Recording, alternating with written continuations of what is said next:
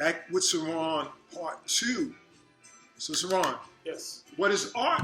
What is art to you? Philosophical approach, whatever. Give it to us.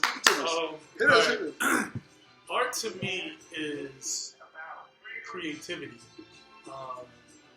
Some people think that art is a person that can, say, for example, draw a portrait. Or, like, I've heard people say, I can't draw. That doesn't mean that you can't make art. You know what I'm saying? It's all about, art is strictly about creativity. You know what I'm saying? So, to me, that's what art is. It's all about creativity, and that's what it represents. Because, like I said, you can take, anything and create something artistic from it. You know what I mean? So it's not so much the definition of what art is. It's just about being creative in whatever way that motivates and stimulates you. Because if you create something from an artistic standpoint, it inspires other people. So that too is part of is what art is. It's inspiration and creativity from each actual individual. You know what I mean? So that's what it means to me. Because there are times, depending on how I feel, I might draw. Sometimes I may use stencils. Sometimes I may not use any of that. I might make collages. So all of those things are creative, but they fall under the definition of art for me, based on how I may feel or, what may be in my mind at the time or what may have inspired me. You know what I'm saying? So many different things inspire me that all of those things represent art to me. Anything can be art. Photographs, a person walking down the street, all of those things are art. A car driving by blowing the horn at a certain, beat, beat, beat, like anything like that can inspire a person. So all of those things are art, in my opinion. That's what we want. And so how does your art make you feel when you finish it or when you start it? Does it have a healing quality or purpose to you? Is it like a kumbaya, I'm giving to the world, I finished this piece. Oh, wow. How does that work for you? It depends. I've used art as therapy before for me. Do you remember a specific piece that did something for you where after you finished, you was like, you felt a certain way? I mean, I don't want to pressure you like that. No, there's no pressure. I remember not a specific piece, but a specific body of pieces. Okay, that's cool. That's cool. That represented something that was for me, personally for me. And the only way I could get it out was that way. Because at the time, I didn't really know how to verbalize how I felt. That's powerful. What you just said is powerful. Oh, okay. Yeah, no, when I say that, because the other artists are seeing this, and artists are at different places. You might have master artists, you might have apprentice, or you might have a starting artist. And for you to say that, a person could be in the middle of something like that, where they realize maybe it's that one piece for some people, but maybe it is a body of work that you need to do to release, almost like a book. And to be honest with you, man, there are still pieces that I do right now. Like, I remember those pieces, I think it was 2011 when I did that body of pieces. It was 2011, mid 2011. I did a body of pieces that I could get what I felt out because I couldn't say it. And then here we are 3-4 years later, and I still do that from that same moment, from that same feeling that I had then. So, the art made it so I could get it out in some kind of way. And it's still coming out. You know what I'm saying? Like, in certain pieces, it still comes out. I'm still inspired by that moment in time. Because that's another part of art, what art is for me, is that moments inspire me. You know what I'm saying? Like, if I'm driving in a car and I see something, that moment, I try to capture it. You know what I mean? And put it in a way where you can see what my thoughts are. I make it 3-dimensional, so you can see my thoughts. You know what I'm saying? I tend to come up with a basic idea, and then after that, I have no concept of what's going to happen. Like, I just kind of start with the basics, and then I just flow from there. So I saw you explaining one of your pieces to somebody at the We Me exhibit. That's the Open Doors exhibit, and you were telling them all this stuff that was in there. You remember when you were doing that? I don't remember which piece was it. It was the piece that was on the left side of the wall, Uh-huh. left side facing the inner part of the gallery. Well, Was it hanging? Yeah, it was hanging. Oh, the one with it was a kind of a square with Yeah, all the yeah, colors and yeah, a yeah. heart. What were Yeah. you talking about? What was all that about? The name of that piece is "The Way to a Man's Heart," Right, yeah, that's the one. Yeah. and what it represented was something that I thought about through my own experience about how, for anybody who never saw the piece or whatever, you can go to my Instagram, and see it at Explore Freedom. You can go there and see it, or you can see it in my upcoming. That's how you set it up. Yeah. Or you can come and see it at my solo exhibit, Pieces of Me, 12/12, from 12 to 12. But for those who have not seen it, there's a lot of colors. The background has a lot of colors in it, and there's a jagged heart shape in it, and then inside that jagged heart shape, which is in black and white, there's a small red heart within. So it's basically 3 hearts, or at least the shape of 3 hearts.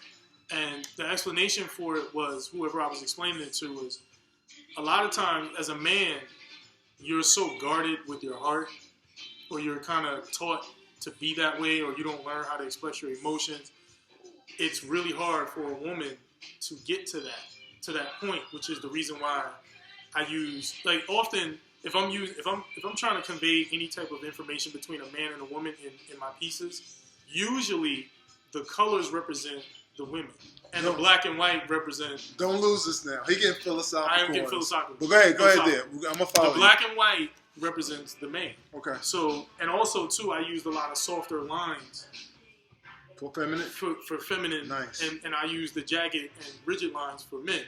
So that piece, because the background is all colors and it's a lot of swirls and all this and that, the heart is literally encased within a black and white box that's shaped like a heart, and then there's a small heart inside of it. So a lot of times, I just felt like, like I said, that was one of those pieces that was inspired by a moment that happened 3 or 4 years ago. I got you. So it was hard. It's hard to get to a man's heart.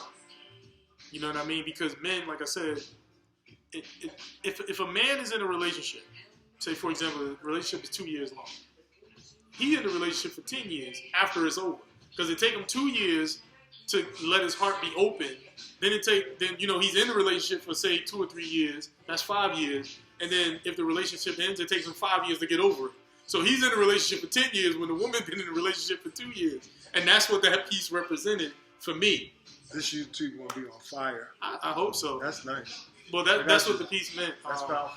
Yeah, and that's what it really meant. Like, you know what I'm saying? Like, if you can get to that point where you get to a man's heart, you have to realize that that man has been taught his entire lifespan to be resistant and to be resistant to emotion and showing it. Macho. And all this Macho. and that. Yeah, like, you know what I'm saying? Like, if a dude cries, people take that as some form of weakness. Or if a guy feels some type of way over a woman, they look at him as being weak. And that, simply put, you cannot control love. Love is connected to hope. And hope, unfortunately, sometimes can be one of the worst things in the world for anybody. But I just think that because women are taught from early how to deal with their feelings. Women, you can meet a woman and she's been in love 10 times. And most men been in love once or twice. Because once a man gets hurt. And they almost died. They almost died. You know what I'm saying?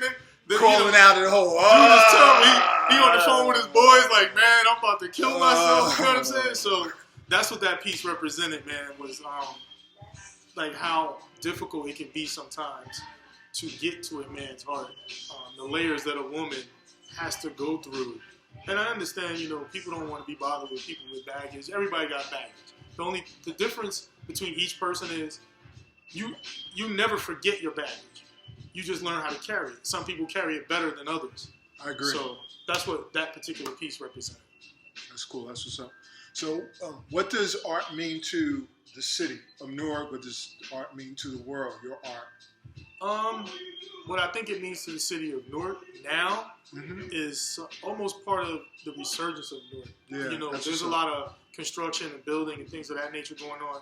But the mayor has been allocating funds for artists, and what it does for the city is now you have guys that are artists that traditionally don't have as much money as a person who goes to work, for example. That's right.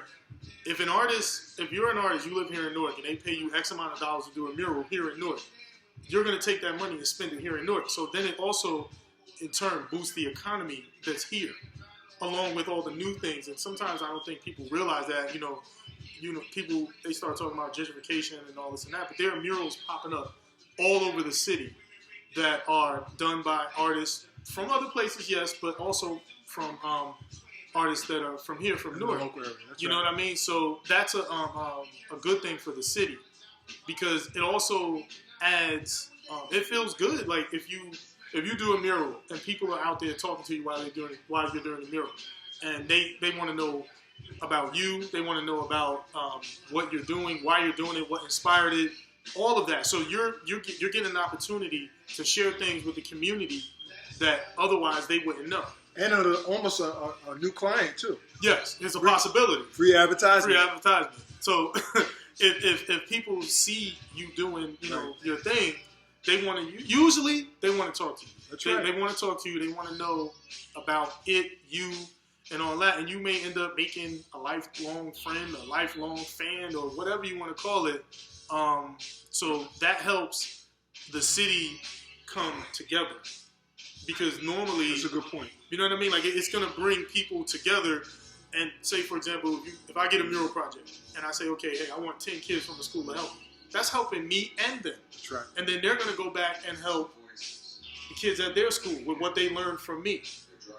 So I actually, as quiet as kept, I taught a class on graffiti at Rutgers. You too.